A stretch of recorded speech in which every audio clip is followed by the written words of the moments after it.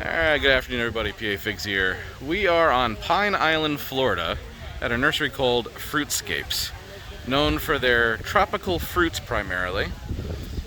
My family's up ahead there, looking to pick up a few fruit trees. They live in Florida, we're just visiting. My wife and her bestie just yapping away. But yeah, it's a neat place. I'll show you some of the trees they have here as we go around. So here's a tree that I know my dad's planted, the Adamoya or sugar apple. It's very sweet, I've been told, and custardy. I have not actually had one yet.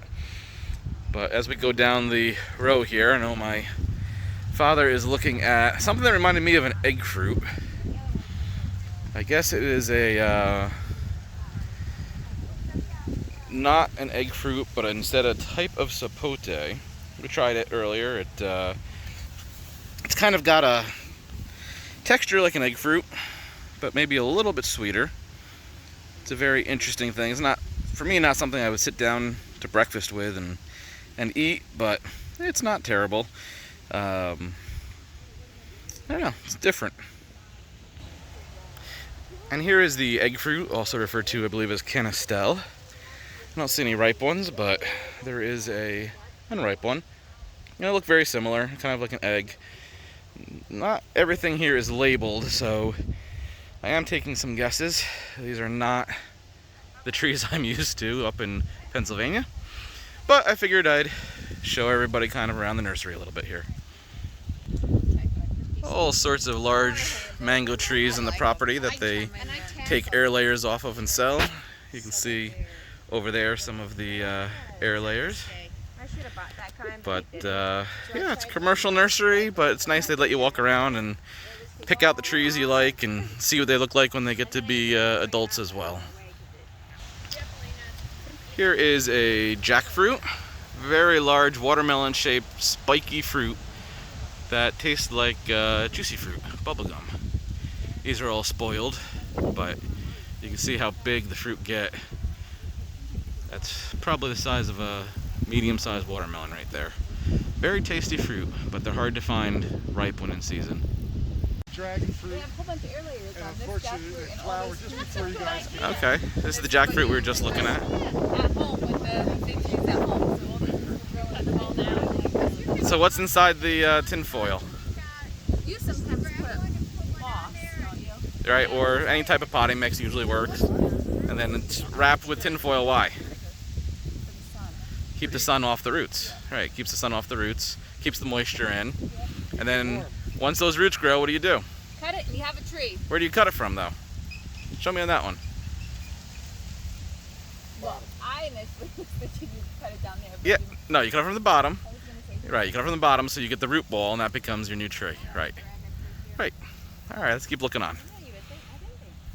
Now, very interesting on this tree, which is just a pine tree, but you can see the cactus growing up it. And that cactus is actually a dragonfruit. You can see the dragonfruit way up there, the little red fruit. It's a red dragonfruit, and it's growing all up those trees. Not exactly sure how you would harvest that, but pretty neat to see. And there's a couple of ones squished on the ground here, which is probably how you harvest it. When they fall, you eat them. But very neat. Alright, here's a big sapote tree. I forgot the variety. It was on one of the labels. Oh, it might be right over here actually. Oh, nope, that's just an old piece of paper. But these will get bigger. They won't start ripening. I think my dad's ripens around January or so. His is a Chico. This looks very similar. They're a little bit like brown sugar, just not as sweet, but I really like these. Alright, we found some figs, and like most commercial nurseries, they have the usual black mission and a couple green achias. Green achia is not bad, you know, green fig, red center. Long season up north, but down here it's probably, you know, decent. Black mission, I don't really think it's worth it. Plenty of other black figs that are better.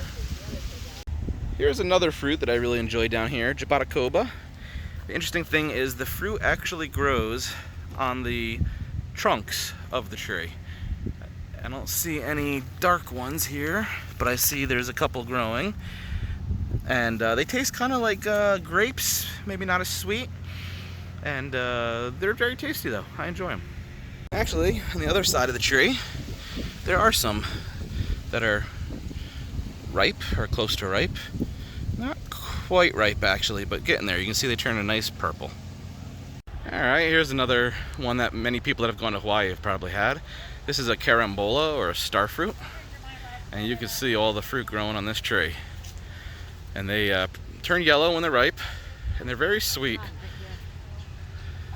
Yeah, and there's Teresa over there with a whole grouping of them. Teresa loves starfruit when they're nice and ripe. Oh, but, as soon as they get overripe, but when they're overripe, they're not good, right? I don't know where they went. Right, and here you can see the cuttings and air layers being grown out. It looks like they just cover them with almost a paper bag to keep the humidity in and keep them growing.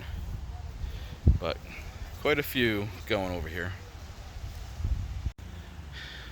And well, I found a mulberry tree, which I can never seem to get to grow at home, but we absolutely love our mulberries.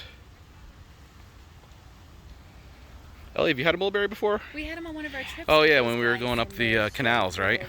Was it the canal? Oh, yeah, maybe it was the canal. Don't get caught, guys. I didn't know you could grow those down here. Is it good? Or is it overripe? Mine was good. Super messy. That's what you need to grow, Ellie. Oh my god. I love mulberries. Try it. Let's see how it is. Oh, it's very good. Very good? I got my Oh. period. What happened?